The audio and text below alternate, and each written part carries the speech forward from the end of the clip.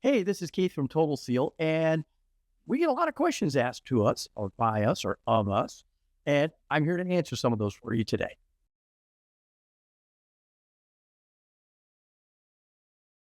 Okay, ring installation, that depends. It depends on the profile of the ring. Generally speaking, most rings are either going to have some sort of a laser mark, as you can see on that one, TS for Total Seal. Some people may say top side, or some rings will have like a little drill mark, a little dot drilled into the ring, called a pip mark. Uh, and those always go up. Anytime there's a marking on the end gap of the ring or near the end gap of the ring, that always faces up. If you don't clearly see a mark like that, then we're going to go to the inside edge of the ring and we're going to look for a chamfer or a bevel in the ring. So if we've got a chamfer on a top ring, that chamfer is going to face up. If we've got a chamfer on the second ring and no marking on the end gap, it's more than likely going to go in facing down. That's a reverse torsional tapered face. So the chamfer will go down. But always look for that mark on the end gap or near that end gap. That's always going to face up no matter which position the ring goes in. But chamfer on the top ring faces up. The chamfer on the second ring with no other indicators is going to face down.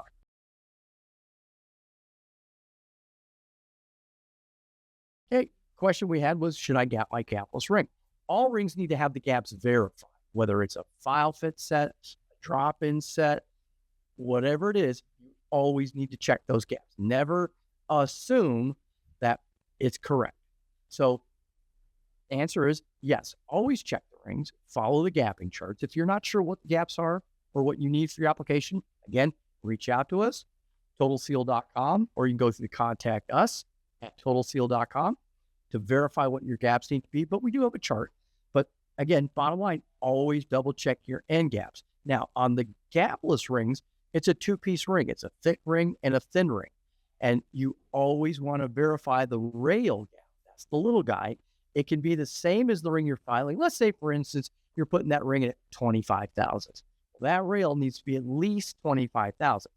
It can be bigger than that, just not smaller than that.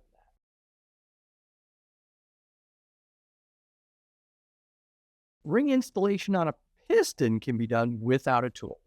This, I just happen to have, is a ring plier. We're going to use these to get a hold of that ring right inside that end gap, spread that ring open, and get it over the top of the piston. Now, you can, with a cast iron type ring, you can see this is a steel ring, no problem. But if that was a plain cast iron ring and I did that to that ring, it would easily snap that ring.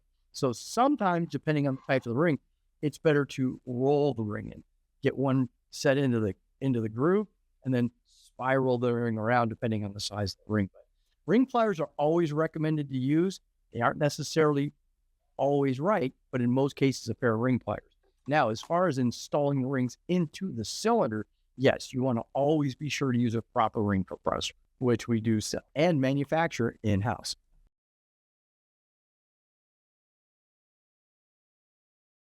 Okay, well, there's kind of a saying out there, end gap too big, nobody knows. End gap too small, everybody knows. So when we're gapping rings, if we're not sure, always lean to the larger side.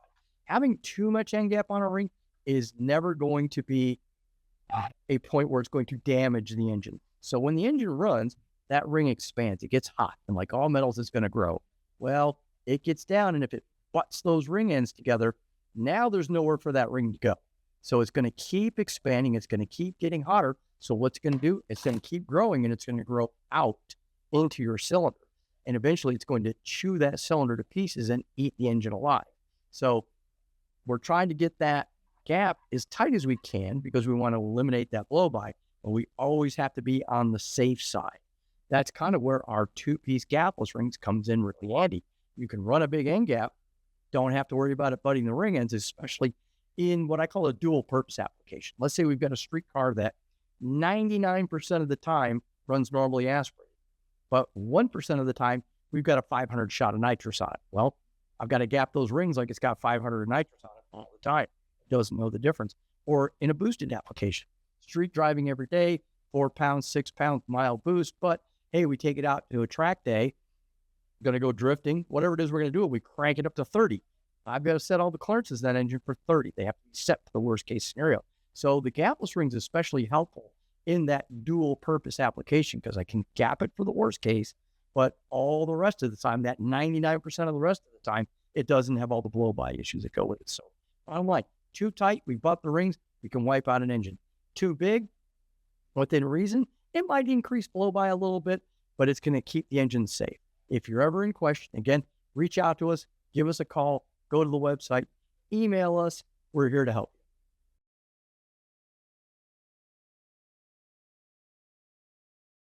Okay, well, they're 3-ring piston. I like 3-ring pistons. 3-ring piston, we've got a top ring. That's our compression ring.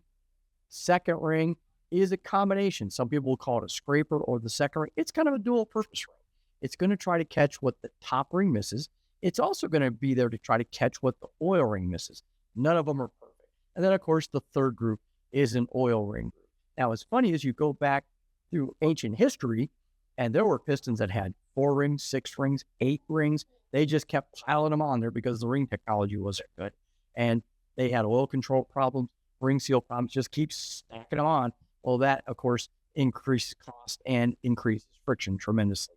So bottom line is the second ring is there to catch what the top ring misses and to catch what the oil ring misses.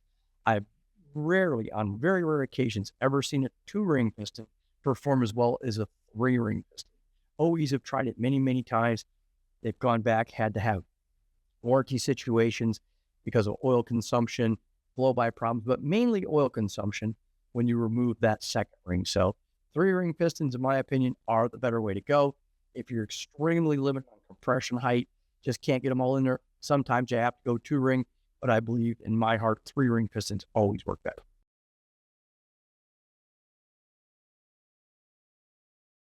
Tighter ring end gaps, if that's what the question is, are going to eliminate blow-by to a point. And blow-by is a loss of efficiency in the engine to a point, but I've seen engines that had relatively high blow-by numbers, considering 4 or 5 CFM as being relatively high, that I really saw no power loss. Didn't see any major detriment. Now, if you've got, 10%, 15%, or I said percent, 15 CFM. I'm going to start this whole thing over again. You're going to have to do some edits here. But tighter ring end gaps. So tighter ring end gaps, if we're running pretty loose gaps and have a lot of blow-by engine, yeah, there's some power to be found there by tightening that up. But at the same time, we have to be safe. We have to make sure we do not butt the ring ends. Anything we can do to reduce the blow-by is always a good thing. Now, I've seen engines that had 5 CFM of blow-by, got them down to 2 CFM of blow-by. There wasn't a significant difference in power, nothing major. But 10 CFM of blow-by, yeah, we're going to see power differences. So it depends on how bad it is compared to how good it is.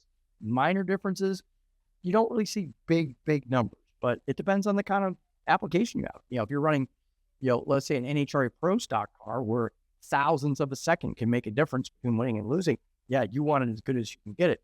You've got a 500-mile race where you've got multiple opportunities to win, race, pass. It may not make as big a difference. So it really comes down to what the kind of the application is. But we always want to make sure we're safe. We always want to lean a little to the loose side. But there are inexpensive blow-by gauges you can get out, you can purchase out there. RMC sells one, comes to mind. It literally, I used to have one here, but I don't anymore. It's a little steel ball in a tube, easily connected up to any engine. I've actually seen people put them inside the car and run a hose out to the engine compartment and look at that blow-by number. Very handy and easy to put on a dyno. There's more expensive ones.